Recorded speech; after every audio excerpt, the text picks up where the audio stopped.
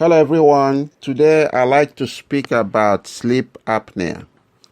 What is sleep apnea? Sleep apnea is a serious medical problem in which breathing stops and starts while you are sleeping. It could happen many times during the same night, up to or even more than 100 times a night. It is usually a chronic medical condition. There are three types of sleep apnea. The first one is obstructive sleep apnea. This one is the most common type of sleep apnea. It happens when the muscles in your throat relaxes and blocks the upper airway flow. The second type of sleep apnea is central sleep apnea.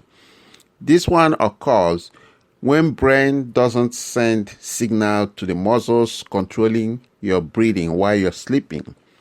The last one is complex sleep apnea. This happens if you have both the obstructive sleep apnea and the central sleep apnea. The good news is that the complex sleep apnea and central sleep apnea are not very common. The most common one is the obstructive sleep apnea, and that's the one that I'm gonna be concentrating on this video. The most common sleep apnea, like I said, is the obstructive sleep apnea. If you have sleep apnea, there is a pause in your breathing while you're sleeping.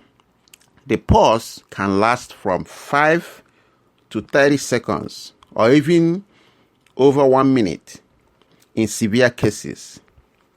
What are the risk factors for sleep apnea? The first risk factor for sleep apnea is overweight. If you're overweight or obese, you have 4 times the risk of having sleep apnea when you're sleeping. The second risk factor is being male. Unfortunately, male are at a higher risk of having sleep apnea than female, but women that have history of polycystic ovarian syndrome also has an increased chance of sleep apnea. Number 3, the risk of sleep apnea is also more in older people than in younger people. Number 4, family history. If you have a family history, or you have any member of your family, direct family, have sleep apnea, there is a chance that you also will have the same problem. The use of alcohol, sedatives, or tranquilizers are also risk factors for sleep apnea because these relaxes the muscles in the throat and increases your chance of sleep apnea when you can't breathe for some seconds or even up to a minute while you're sleeping. Another risk factor is neck circumference. If you have a thick neck circumference of over 17 inches, you have a higher risk of having sleep apnea. The last risk of sleep apnea is nasal congestion and narrow airways. If you have narrow airways or nasal congestion, you also have a higher risk of sleep apnea. Now, what are the signs and symptoms? How do you know that you have sleep apnea? Unfortunately, it is really hard to recognize someone who has sleep apnea. The best way that doctors find out or you find out that you have sleep apnea is when your family member who observes you not breathing while you're sleeping, and they will tell you. Okay? There is chronic snoring is the main syndrome or the main symptom of obstructive sleep apnea. People that snores while they're sleeping have a real higher chance of also having sleep apnea.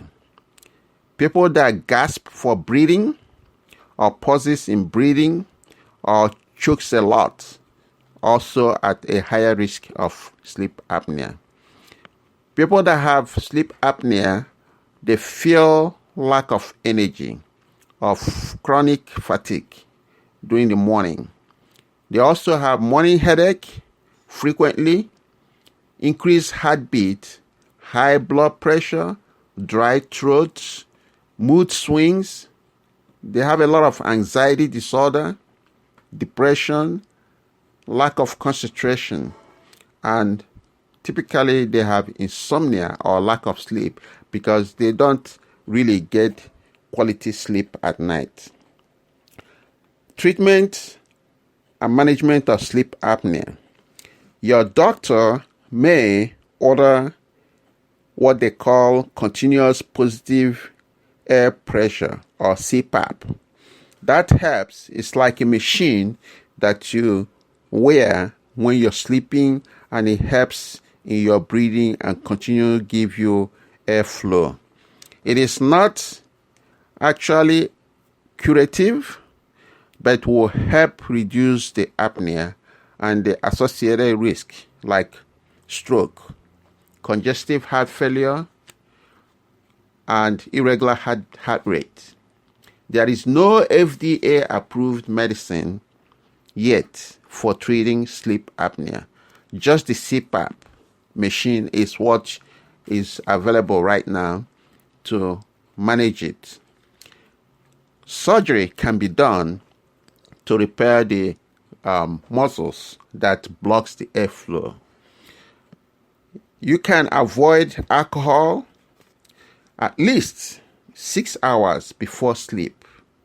Also, you need to avoid CNS depressants like benzodiazepines, opiate medicine, and sleep medicine, which will increase the relaxation of the small muscles and will block your airflow.